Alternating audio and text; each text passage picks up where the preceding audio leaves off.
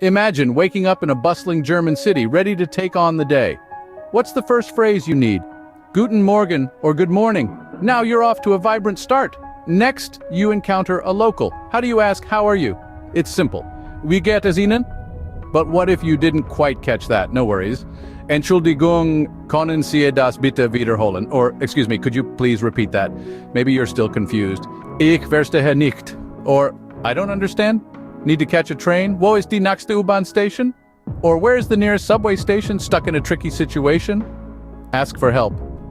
Können Sie mir bitte helfen? Or can you please help me? Hungry? Ask for food recommendations. Was empfehlen Sie zu essen? Or what do you recommend to eat? Wondering about the price?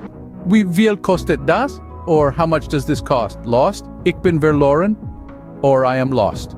And when the day ends, bid farewell. Auf Wiedersehen, or goodbye. Life is an adventure, and learning a new language is part of the journey. So let's keep exploring, one phrase at a time.